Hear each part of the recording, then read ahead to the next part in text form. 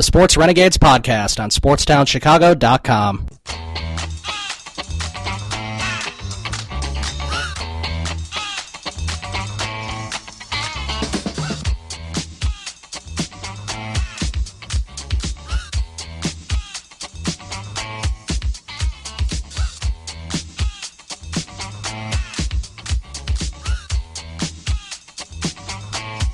All right, welcome back to the Sports Renegades here on SportsTownChicago.com. I'm Ryan Stuprich. And I'm Ryan Risky. In the first couple segments, we talked about the NBA Finals. We talked about what it means, for Cleveland to finally have a championship, which is great. And we also talked about what 73-9 meant and sort of how it compares to the 72-10 Bulls, who ended up winning the championship that year. Golden State did not in their great regular season. But now we're going to talk about the Bulls, which is kind of a downer, I guess, since they're definitely in a lot of turmoil, and both Jerry Reinsdorf teams are in a lot of turmoil right now. But we'll talk about the Sox next hour. But the Bulls are in a lot of trouble, and of course, I guess I heard today that there might be some more court stuff about Derrick Rose with that whole thing that happened last year. With his girlfriend or something. I don't really know the details of it, and I don't really want to know. But it keeps getting from bad to worse for the Bulls in this offseason. Yeah, it does. It's not. It's not fun to talk about. Except it's disappointing. Watching this NBA Final Series, you really realize how far away the Bulls are from contending. Mm-hmm. And they wouldn't have been able to keep up with, even come close to competing with these teams, and it probably will be like that for a while because they have an incompetent coach in Fred Hoiberg, and he proved that, even though Gar Forman and John Paxson promised that Fred Hoiberg would be picking up right where Tom Thibodeau left off, and then at the it doesn't end make any sense to say that because they're complete opposite coaches. And then at the end of the season, style. They said that Fred was a rookie. They were defending Hoiberg, saying he was a rookie coach. He was learning on the fly, and they think he'll learn from his mistakes. And I was just thinking, no. He was a horrible coach, and if you watched, he wasn't making any in-game adjustments. He was a terrible coach. Yeah, I think he needed more college success. He went to the Sweet 16 once. He may have made it to the Elite Eight, never made it to the Final Four. Most of these college coaches that go to the NBA, like Oklahoma City's, he won 2 championships with Florida in 2006 and 2007. And the Celtics coach right now, he won... he went to back-to-back Final Fours with Butler, of all teams. Butler University. Stevens was a really good coach, and that was a gregreat hire by the Celtics. Yeah, and he's doing great, and Oklahoma City finally found their coach, Billy Donovan. He's doing great. So, it's just, you sort of have to look at those other examples and be like, maybe, taking Hoiberg from Iowa State wasn't in the best interest. Right, especially when, as you said at the beginning of the season, him and Derrick Rose didn't really see eye to eye, where he wanted to run a fast-paced offense, and Rose was just kind of like, I think I'm good. Well, Rose just does whatever the hell he wants, which is a problem, too, that he's not listening to the coach, and the coach doesn't want to... Well, I can blame him a little bit. This is the Bulls version of Mark Trestman in my eyes. Yeah, sort of. I can blame him a little bit, though, because you have to listen to your coach when you're playing, because, everyone else is listening to the coach, and you're trying to change the style of the team. Now, if Rose didn't want that, then maybe he should have talked to management. I doubt he ever talks to management. And when he does, he probably didn't say, oh, please keep Tibbs. He's just probably like, whatever, I got a kid's graduation to go to. I don't have time for this. I'll just roll with the punches. And that's what they did last year. Well, honestly, if every single player in the locker room had went to management and said they wanted to keep Tibbs, they still would have fired him. Probably. I know Jimmy Butler and Pau Gasol wanted to keep him. I think they were pretty vocal about that and upset when he got fired. It was a terrible decision to fire him. You're firing one of the elite coaches he's developed. He's the guy that turned Jimmy Butler from the 30th pick in the draft into a superstar. Yeah, who would have thought? And on that Marquette team, I think he was with Marquette for 3 years, Jimmy Butler. He was like the third best player on that team. They had Jamal Crowder, who I think is on the Mavericks now. He was better. Jay Crowder, and there's another player too who's I think in the NBA right now. He wasn't Jimmy Butler wasn't necessarily as good as those players, but he was NBA worthy. But nobody thought he would turn into a star. Where Jay Crowder's just kind of been like a swingman off the bench for the most part of his career. He was definitely the leader of those Marquette teams a few years ago. That's for sure. I remember all the guys they had just randomly signed off of the street. And then the next week or so, everyone would be hearing this guy's name because he was starting. Etuan Moore. Although I do think Etuan Moore has a role as a bench player. He does. For the Bulls. DJ Augustine, Aaron Brooks.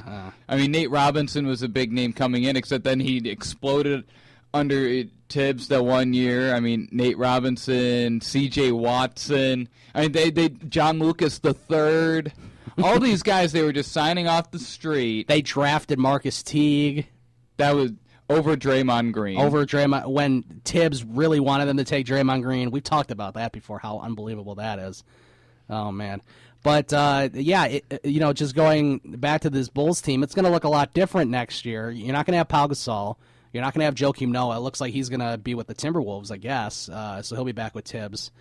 And, and the other thing I hate about this is now during the offseason, there's all these stupid rumors and all these stupid articles like, oh, the Knicks had interest in Derrick Rose and, the Celtics have interest in Jimmy Butler. But the Bulls aren't going to do anything.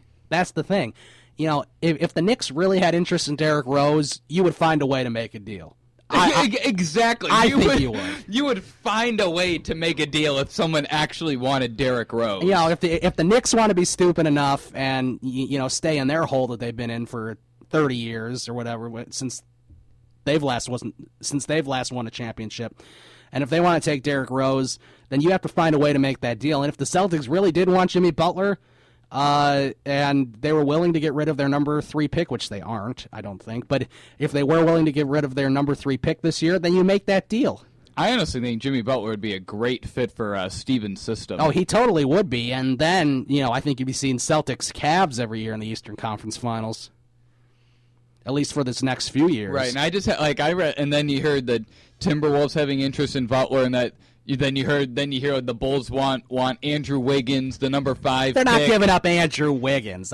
Come on, Bulls. and the number 5 pick in the draft, and it's just kind of like it's not happening. You've got to get realistic with your asking price if you actually want to trade these guys. And if you said with Derrick Rose, if the Knicks actually wanted him, a deal would get done. You would think, but it is the Bulls. We don't know necessarily what's going to happen with them. But I guess you're looking, I think next year is a wash. I think it's more of the same. Maybe they make the playoffs, maybe they don't. In the grand scheme of things, it doesn't really matter because they're not going to beat Cleveland. They're not going to beat Toronto. They're not going to beat Miami. They're not going to beat Indiana. Indiana's getting better. They're not going to beat Detroit. Detroit was better than them last year. Indiana might be in a transition year now that Frank Vogel's contract wasn't renewed, since they wanted to go with the more offensive mind. And that's another really good option that could have been out there for the Bulls. Where Charlotte's got a nice young team, and that's right, because that definitely was another option if they wanted to get Frank Vogel, but they didn't. Yeah, this offseason.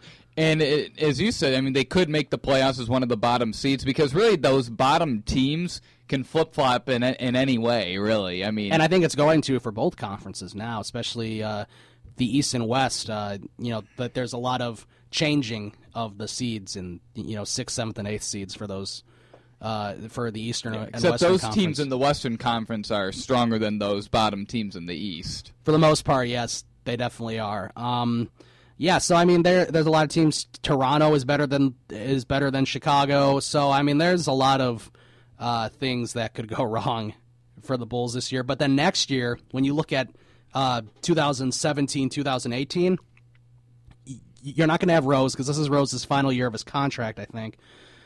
You may or may not have Jimmy Butler, but let's just say that they do have Jimmy Butler. So, you're looking at a starting 5, of course, with, this is without them making any signings and any draft picks, which is also possible that they don't do anything. We'll see if they go since the salary cap's going up by another $24 million, you've got $8 million on Gasol's contract coming off the books. You got $13 million on Noah's contract coming off the books. If the Bulls wanted to make a big splash, they'd go after Kevin Durant. They won't. Maybe they'll, fly him in and talk to him. Well, Kevin Durant's not coming here. Here's the thing.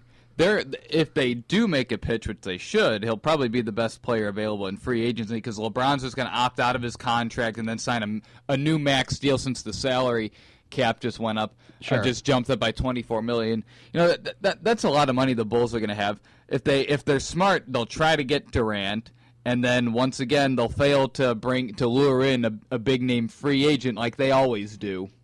Yeah. And so when you look at this Bulls team, just with the pieces that they already have, for 2017-2018, you'll have Jimmy Butler probably, and then you'll have Mirotic starting. You'll have Etuan Moore probably starting at point guard unless they can do something else. Okay, if Doug McDermott, if Etuan Moore and Taj Gibson, Etuan I think that's your Moore starting is five. Your starting point guard. You should be fired if you're in the front office. Hey, it could be unless Jimmy Butler changes the point guard. He can play a lot of positions. I don't know if he'd be that efficient at point guard, but. When you look at the five best players on the team that are going to be there in the foreseeable future, it's Jimmy Butler, Mirotic, Taj Gibson, Doug McDermott, and Etuan Moore, I think, are the five best players. Well, I don't know. I think Taj's contract might be up after this coming season. It probably is. I haven't heard much about it. He was only on a 4-year deal. Yeah, he was only on a 4-year deal, and they were looking to move him a few years ago, too. They're always shopping him, which must be just a nice feeling for Taj Gibson that he doesn't feel welcome with the Bulls organization, even though he's a pretty good player. And that was probably, and I'm sure that was when Thibodeau was the coach, and I'm sure he was livid that he heard that Taj was being dangled in trade talks. Yeah, he was always being dangled in trade talks. He was going to go to the Lakers, I think, at one point. I think that there was a rumor they would send him in a trade for Kevin Love to the Timberwolves. Yeah, I'm sure Kevin Love would have loved to be here in Chicago when he just won a championship in Cleveland. Like, that would be unbelievable if that ended up happening. He'd probably be really mad at the Timberwolves if they did that. But yeah, it's going to be crazy, and the Bulls are nowhere close necessarily. I think this upcoming year, 16-17, I think that's not going to be I don't think it's going to be a very good year. It is year 2 of Hoiberg, so as far as coaching goes, he'll probably be better, but I don't know how far he can take you. Not very far, I don't think. It's going to be like the same 6 teams in the Eastern Conference again. I mean, it's unfortunate how far the Bulls have fallen, and it's unfortunate that nothing is really being done. You hire an incompetent coach, and you kind of just saw. Hey, you and I both saw this happening this season. We didn't think the whole. Yeah, as soon as they hired him, we were both mad about it. I remember, even before they hired him, when there was just the rumor they wanted him, both of us were very unhappy with that. And then we saw this happening, and I don't think that it's going to be getting any better. I mean, Hoiberg just proved that he really was a lot better suited for the college ranks. Yeah. For that kind of offense that he likes to run was much better suited for college. Yeah, that's for sure. And at least the Bulls fired most of the training staff and strength and conditioning stuff because that was a mess too, as we know. It's been a mess. So they did do that. Although they should have been fired the moment that they almost killed Luol Deng. Yeah, that's when they should have done something. Except Jerry Reinsdorf is loyalty. It's all about loyalty. Yep. Even if you're terrible at your job, like some people, and it'll be interesting what happens at the end of next year if they miss the playoffs or they have an early first round exit. What happens with John Paxson and Gar Forman? If it's just the same thing at the end of the year that they claim they're being held accountable, except they don't specify how they're being held accountable. I mean, it's been a long time since they won a ring. 98 was the last time that they won a ring. I mean, it's been kind of a long time now. If you since have been in charge of the front office as long as John Paxson has, since the early 2000s, mid 2000s, and you've had really one really good season, and then you've had some other all right ones. You've had one really good season for as long as he's been there. That means he's not doing his job. That means he's not the guy that should be running the front office. And when one of the main reasons that they were so good that one year they had probably one of the best 5-year stretches in Bulls history was because of the coach, and then you go and fire him. See, I mean, it's just... It doesn't make any logical sense. No. I mean, like, and if you've been in there as long as John Paxson, and really they've had one Eastern Conference Finals trip, and then nothing's been going right since then, or even before then, and even now, where it doesn't even look like anything's going to be happening in the foreseeable future.